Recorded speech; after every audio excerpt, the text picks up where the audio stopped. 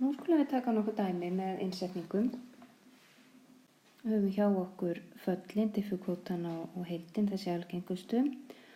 Og rifjum upp að reglan var sú að þegar að fall á því formi að við erum kannski með innra fall og svo diffukvótin af því, þar fyrir aftan eða framan, einhvers staðar með allavega, að þá getum við nota innsetningu og heildarfallið með tilliti til U.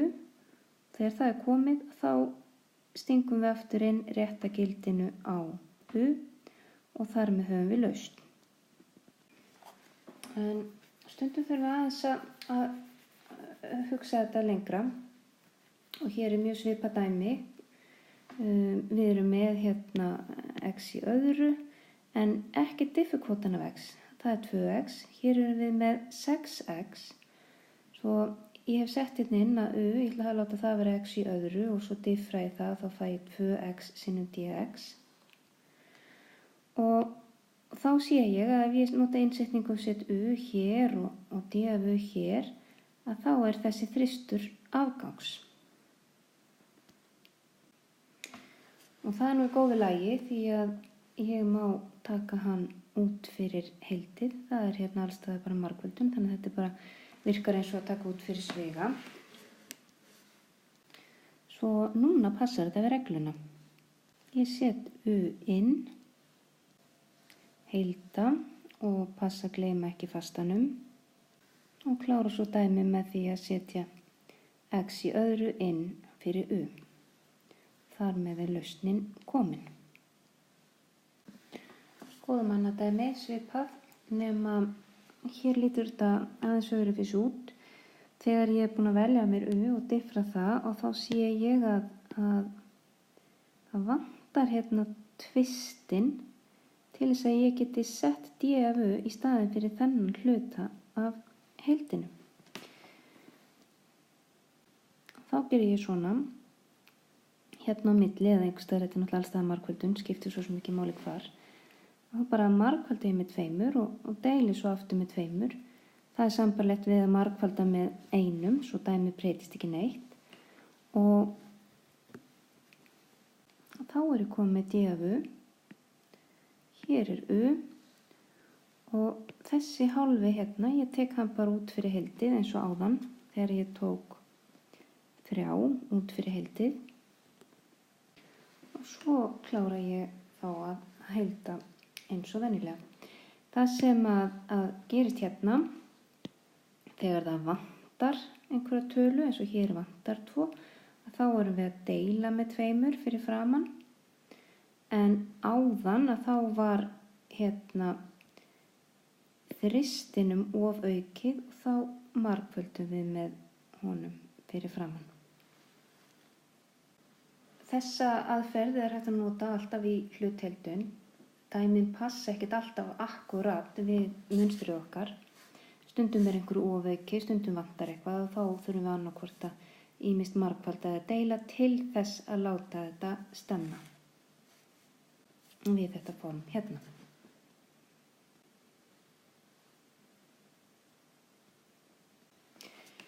Hér ég svo með 3 dæmi heildi þar sem að bæði innra og ytra fall og eins og til dæmis hérna þá kósinusinn ytra fallið, x í öðru það innra.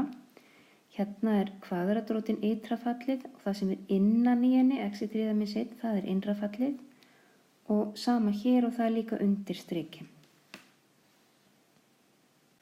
Þá fyrsta skrefið að velja U og það í langflestum ef ekki öllum tilvikum bara einfaldlega innra fallið. Fyrsta dæmið alveg svo áðan, passar ekki alveg, en 8 4 sinnum 2, þannig að við getum tekið 4 út fyrir heildið. Svo núna passar það við regluna. Næst það kvadratrótin og við náttúrulega prófum að velja bara innra fallið sem U og diffra það svo. Þetta náttúrulega passar alls ekki. Það vegna að ég ætla að hafa dæmi svona annað veldi. Núna passar þetta. Við höfum U inn í rótinni og d af U verður þá þetta 3x í öðru dx og það átti að vera einfalt að heilda rótina af u. Við kunnum það. 2/3 u í veldinu 3 aðrir og svo ljúka dæminu eins og venjulega. Þá er það síðasta, þarna skulum við skoða aftur innra fellið 1 mínus x, pröfum að setja u þarna og diffra. Nú við sjáum að okkur vantar 1 mínus því að d af u er mínus 1 sinnum d af x sem er í rauninni bara eins og mínus d af x. Svo hér vantar mínus og hvað gerist nú eða hvað gerðum við ef okkur vantaði eitthvað? Hérna vantaði 2, þannig að við margfölduðum með 2 og deildum svo aftur með 2.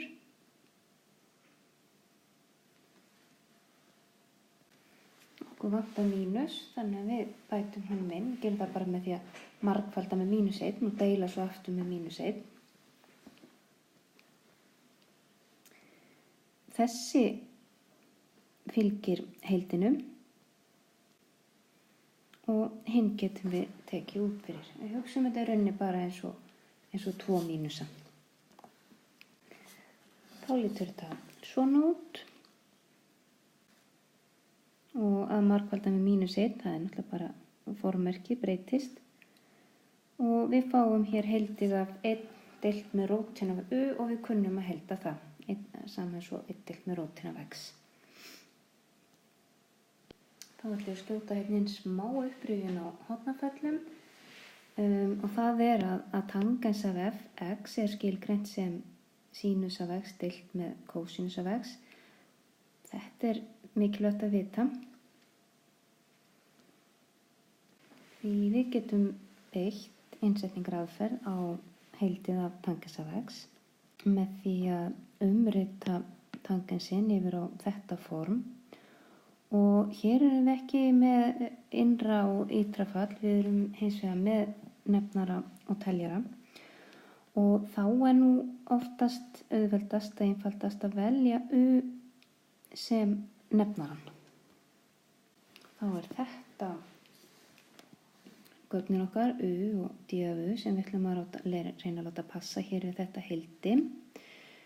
Við höfum u sem er kósinus af x. Við höfum d af u sem er mínus sín x dx og það vantar mínus. Við bætum honum þá við eins og áður.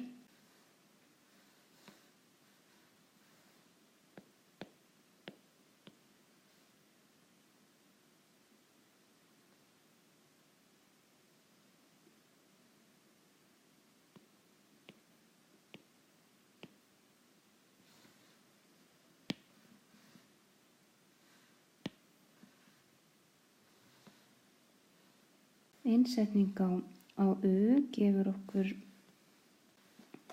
þetta heildi hér. Við setjum u í staðinn fyrir cos x og d af u kemur í staðinn fyrir mínus sin x dx. Heildið af 1 á móti u verður ln af u og mun eftir þessum mínus hérna.